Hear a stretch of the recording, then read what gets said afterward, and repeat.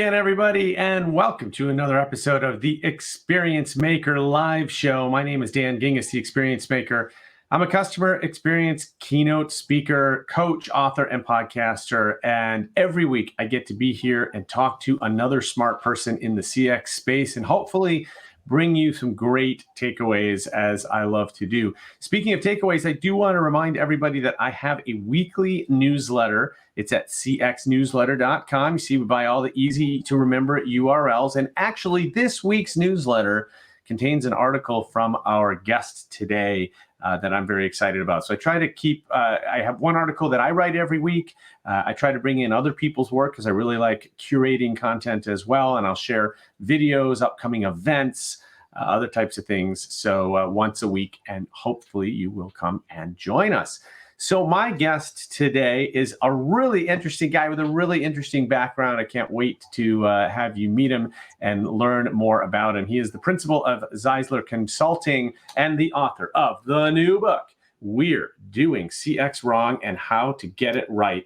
Ladies and gentlemen, please welcome to the program, Nicholas Zeisler. How you doing, man? Hey, I'm doing all right, Dan. I'm wondering who's the smart person you're going to talk to this week. That would be you, and hopefully you will you'll deliver on that. Oh, I'd like to apologize to all of your to everybody watching on behalf of you for that. Then No, I think I know this is going to be great because every time you and I talk, we have a great time, and I think good things happen. So why don't we start by having you introduce yourself, tell us a little bit about your background, and then we'll get into the book. Sure, you bet. Thanks, Dan, and thanks so much for having me on. It's an honor and a pleasure. And thanks for the shout out today or this week in the newsletter. I am an independent consultant. I'm a fractional chief customer officer. I come into the world of CX not from the typical direction. I think a lot of folks come into this world from customer support, customer service, that sort of a background. But I am a process engineer. I'm a Lean Six Sigma black belt, certified Scrum Master, all of this sort of nerdy, let's improve our processes type of stuff. So I came into the world of CX that way. So for me, the entire purpose of doing CX, and it's kind of a theme within the book, is to make sure that you're taking action on the insights that you gain from your voice of the customer and customer insights programs. Otherwise, you're more or less just wasting all the energy and effort and resources that you that you put into making such efforts as like that. So for me, it's all about making those changes, making those improvements, applying the process engineering practices to what it is that you find when you find that there is a gap between what you are promising via your brand promise and what your customers are experiencing when they interact with your brand through their entire journey. Well, and I know that from reading your book that some of how you got into all of this Six Sigma and operational stuff was through your military background. So first of all, thank you for your service, but tell us a little bit about that and kind of how that influenced your future career. Yeah, thanks, Dan. Thanks for the thanks. It's an honor to serve. I've been in the military now for almost 30 years, and a big part of that has been spent as an operations research analyst. When I was going to grad school for operations research, which, if you're familiar with, it's kind of like industrial engineering. We have this kind of fat-headed way of calling it the science of better, which is improving the things that we do to make them more efficient and to drive out waste and that sort of thing. So it seemed like a pretty natural thing for me when I left active duty years and years and years ago and went into the real world working in corporate America to look at Lean and Six Sigma and Kaizen and all these approaches to process improvement, and kind of just naturally went into that part of my career into that field. So I've been in and out of corporate, in and out of consulting, doing process improvement and process engineering for a long time. And when I was approached to come into the world of CX, my first question was, okay, what's CX? And thanks to folks like you and Joey and Gene, I learned a lot about what CX is, but I kind of brought a different flair to it because the whole purpose that my former boss, all credit to him, hired me into that position, into that executive position as a CX director, was to leverage precisely those skills, not for necessarily leaning out the work that they do and resource recapture and that sort of thing, but to improve our customers' experiences. I thought, wow, that's genius, because for those in the process engineering field, we know that the constant challenge that we have is beating our collective heads up against the brick wall of corporate that says, okay, we're going to improve all of our processes. And then now think of the Bobs from Office Space.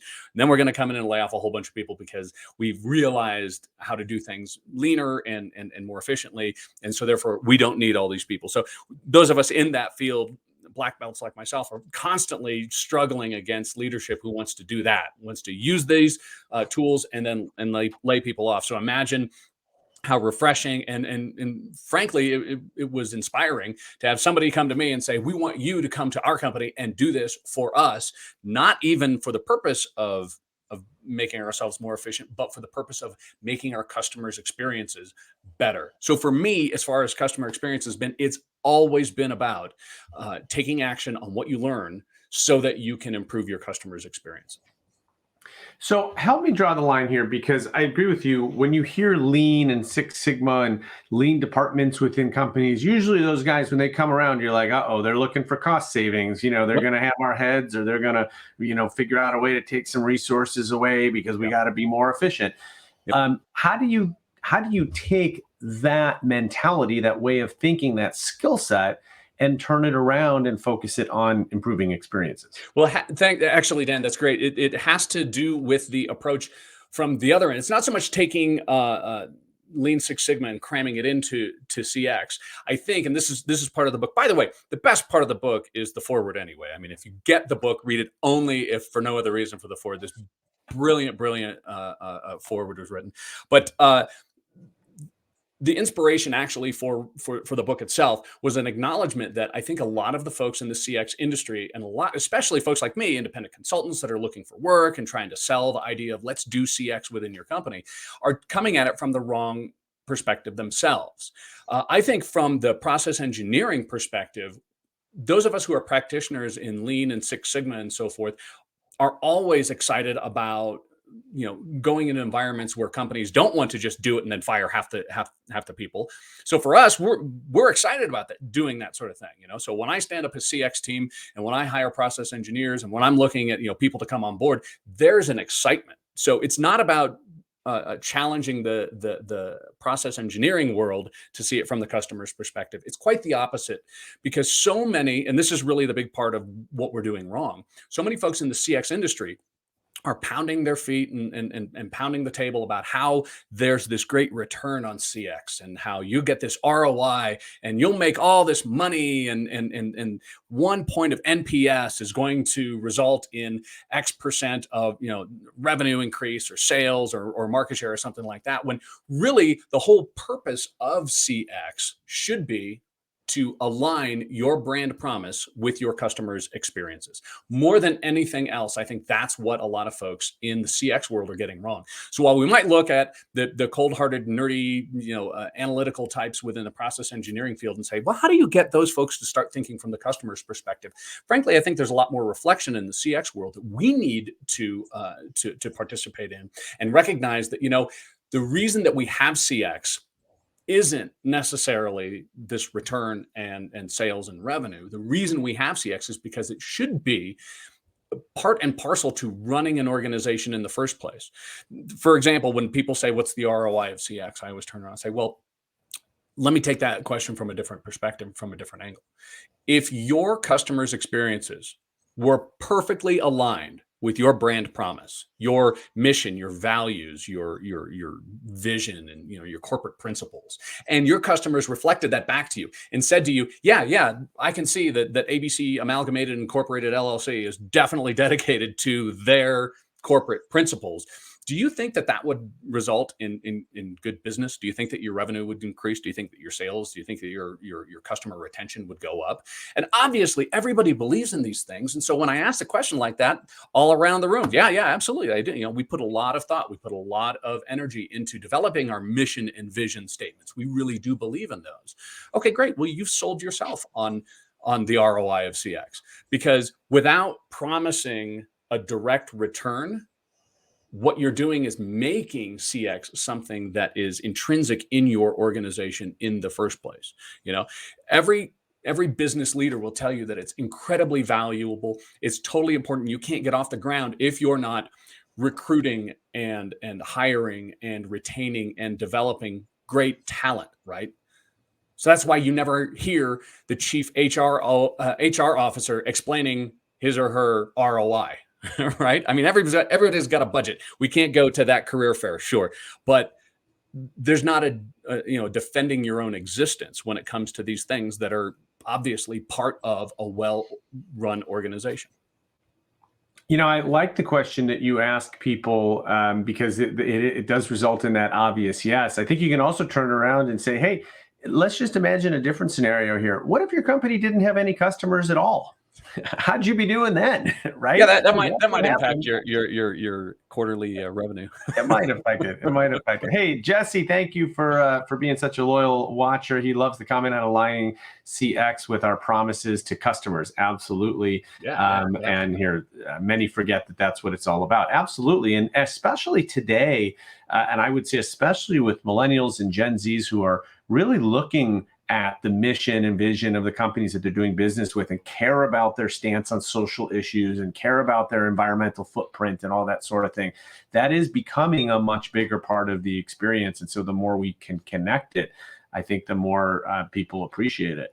So you mentioned before, Nicholas, about feedback. And I think, typically there's three parts of feedback. There's collecting the feedback, there's analyzing it to understand what it means, and there's taking action on it. And I think one of the points that you have made and are making in the book is that third part is where we tend to fall down, is that we collect lots of feedback. We've got all this data, it's all this information, but then it just sits there. Somebody puts it into a report and they think that's the end, is that, well, I put it in the report, so my job is done here. Talk to us about what should be happening. Yeah, that's an excellent point, Dan. I mean, I mentioned in the book an interaction I had with a COO at a conference not long ago. Well, it was long ago now, since they've all been they're all a long time ago at this point. But she was talking about how she's got this great CX program and CX, and she's going into tremendous detail about how robust their voice of the customer insights program was. And that's such a huge and important part of it. Obviously, it's the very beginning part of it. Once you've established your purpose for doing it in the first place, what do you do first? Well, you go out and you ask your customers what they have to say and what their feedback is. But I'm probing and I'm peeling back the onion and I'm asking her these questions, and what I'm discovering, and she's kind of coming along with me as I'm asking her these questions, is that they're not doing anything with it. And so many people think that CX is voice of the customer. It's like, no, that's the beginning of it, but it's not the end of it. You can't simply ask your customers what they think, put that on the far right of your dot graph, show it to your CEO and your board members and say, great, we've done our CX. No, you have to act on it. If all you're doing is asking but not acting on it, not only is it a waste of all the energy and all the resources. I mean, Medallia's not cheap, right? Not only is it a waste of all that, but you're also in a certain way kind of insulting your customers. Hey, what do you think? How are we doing? Your feedback is very important to us. And then your customer spends 10 minutes writing in that tiny little text box that you offer them to expound on why it is you're not meeting the mark. And then it's like, well, thanks for your input. I mean, we have a joke in the Air Force, like, thank you for your interest in national security, which is, what happens when you say, hey, boss, I think we should start doing this. All right, well, thanks for your interest in national security. Is your company doing that same thing? Is your company taking all that valuable feedback? And it's gold, I mean, it's so valuable, and then just doing nothing with it. Come on.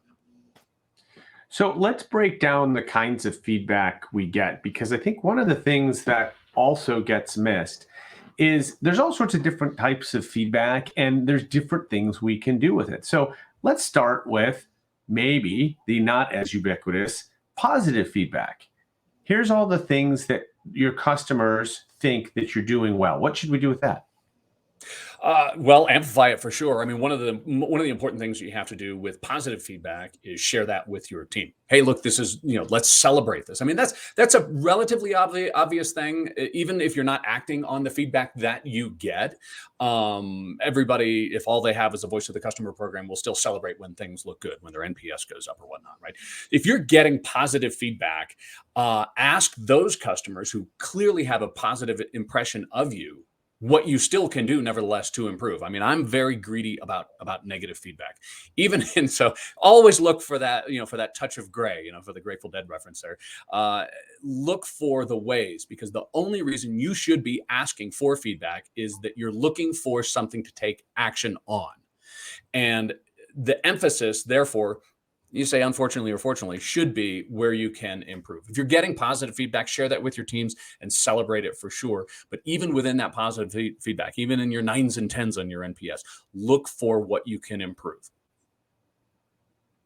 Yeah, and I'd also add to that if you're doing something well and your customers are complimenting you for it, see if you can do more of it. See if you can do the same thing in other parts of the journey. Maybe you're doing something really well at an early part of the journey, but later on in the journey, you're not doing it anymore. And you should be installing that same process or that same thing that is getting you the positive feedback. It's certainly great to hear both positive and opportunistic feedback.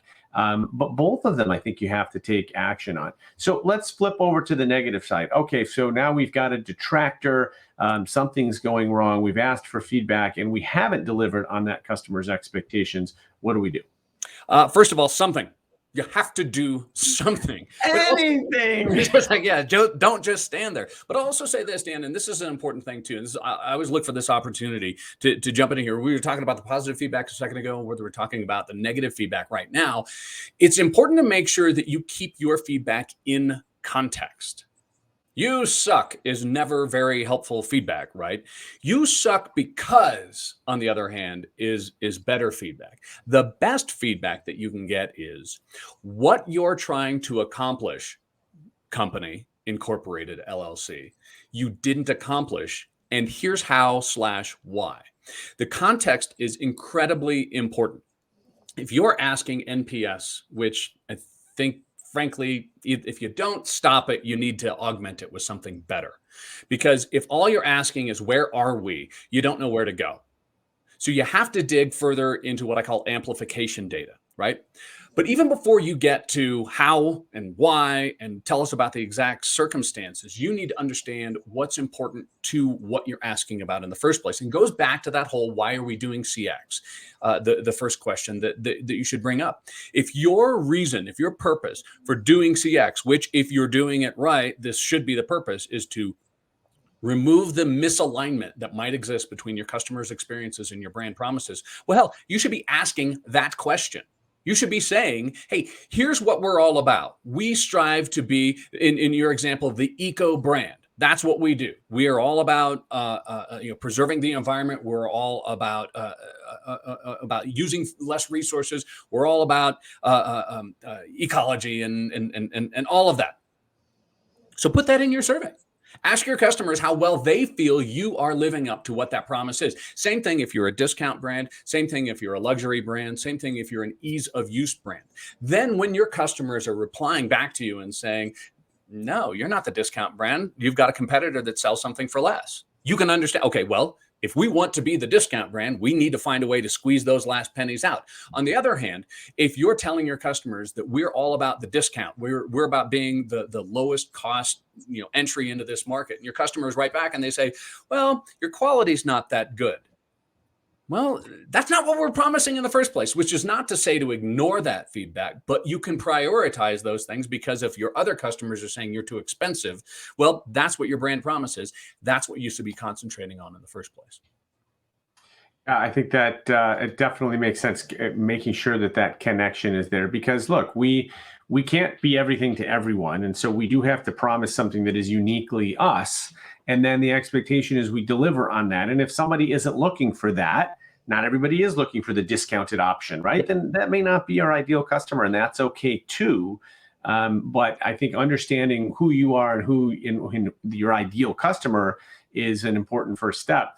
Yeah, Dan, I'd say that is another value of doing CX right, is it helps your entire brand and your entire corporation, frankly, focus more laser-like on what your mission and vision are, what it is that you're all about. If all your CX program is just wowing the customer and making every experience perfect and fantastic and wonderful, well, you're missing an opportunity to corner your market and really live out what your true values are. I mean, that's why I introduced the brand alignment score in the book. It's a whole different way of approaching voice of customer and a whole different way of approaching your customer insights.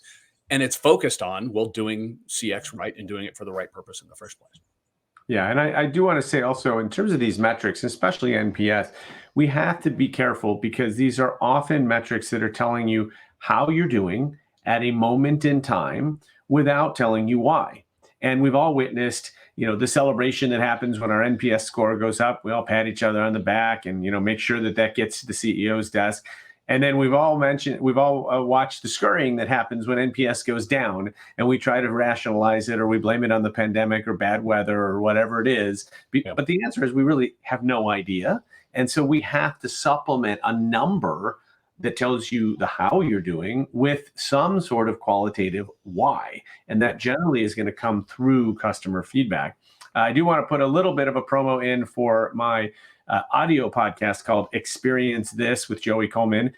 He and I actually recorded 2 episodes last night, and the one that will be airing on November 16th, we actually have a discussion about customer experience metrics, and we took the 6 top metrics and actually ranked them in terms of what we think are order of importance. So I think a discussion you'd probably like.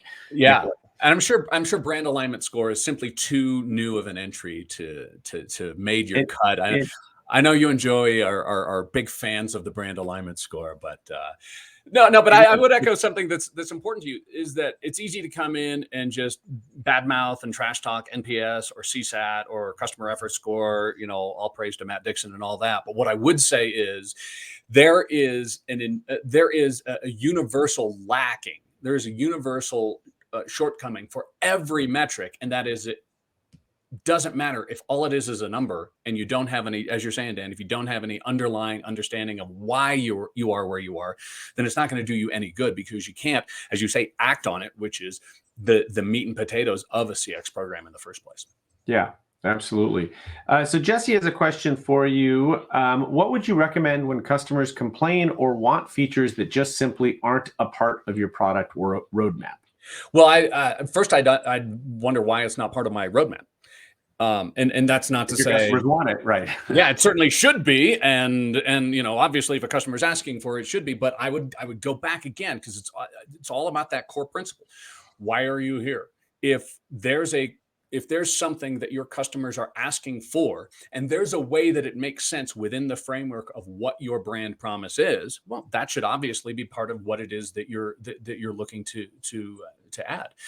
If they're looking for something that is a luxury and you're a discount or high quality brand, that might not necessarily line up. On the other hand, the market goes in places that you don't get to choose. I mean, as I alluded to in the book about the Betamax VCR repair shop, sometimes people are looking for stuff that you don't offer anymore, and you've either got to change with the times and find a way to deliver what the market is looking for that aligns with your brand, or change your brand. That's a thing that you can do as well. Yeah, and I think it is fair to take some measure of kind of applicability or appropriateness of the suggestion. So if somebody is giving feedback to Wendy's and saying, I really like some vegan options, Wendy's may have no intent to have vegan options, but it's not an unfair request. Now, if somebody says, Wendy's, I'd really like you to start selling cars, that's not particularly a reasonable request for something like Wendy's. And it is okay to be like, hey, thanks for the suggestion, but that's probably, we could recommend some other places for you to go to if you'd like to buy a car. Dan, I can't tell you how many times I have recommended that Southwest start serving Veuve Clicquot on their flights. And it's like, never, right? I never get it, no matter how many times I ask for it. But keep asking. You never know. You never do know. I kept asking to my friends at Skittles on Twitter for them to please end the experiment where they changed over the lime Skittles over to green apple, which was just a horrendous decision. And every once in a while I tweeted them. And sure enough, a couple of weeks ago, they tweeted back. I said, when are you going to end this green apple experiment? And they tweeted back and they said, how about Wednesday? And I was like, Huh? And sure enough, on Wednesday, they came out with an announcement first that they were introducing a limited edition all lime version of Skittles. And they subsequently came out and announced that they were actually returning to the original rainbow and bringing lime Skittles back into the original package instead of that disgusting green apple. So, hey, you never know. Your voice matters, Dan. Our long national nightmare has finally ended. It has. Thank goodness. Oh, yeah.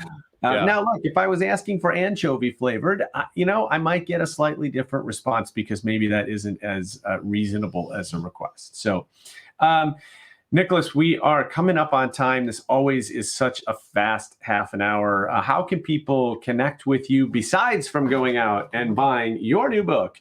What we're doing CX wrong and how to get it right by Nicholas Zeisler. And yes, there is a forward in there by some guy named Dan. I don't know. You might want to read that, but you can skip through it and get to the good stuff of the book. But how else should people connect with you? I'm all over LinkedIn. I would recommend my website, except it's undergoing some updates and so forth. I'm blogging out there on LinkedIn, posting articles there. I'd hold up the QR code, but I'm not sure if in the back page it would necessarily translate. Go right there. But LinkedIn is usually the best place to find me. And wherever Dan is, I'll be watching and listening. Well, and right back at you, man. Awesome to know you. Thank you for dropping some knowledge bombs on us today. Congrats on the new book. It is a great book. I didn't say this earlier. It is also one of the funniest CX books that I have read. You have a wicked sense of humor, which makes the book really, really fun to read. So definitely highly recommended. Go out and get your copy today. So thank you, sir, for being here. And thank you to everyone as well for watching and for listening, if that's what you're doing, or for perhaps reading it in terms of a blog post. Happy for that as well. Next week, I'm going to welcome, believe it or not, another person with a last name who starts with Z. That's hard to do. Daniel Zimmern is going to be with us. He is the partner and founder of a company called NatScent Inc. And they create scents for hotel lobbies and businesses and other physical locations so that you can use scent as a competitive differentiator in the experience. Such an interesting psychological concept. And I think you'll really enjoy meeting Daniel and smelling what he's cooking, so to speak. So, hey, it's Dan Gingiss here, the Experience Maker. Thanks again for being with me. Have a terrific weekend. We'll see you next week on the Experience Maker Show.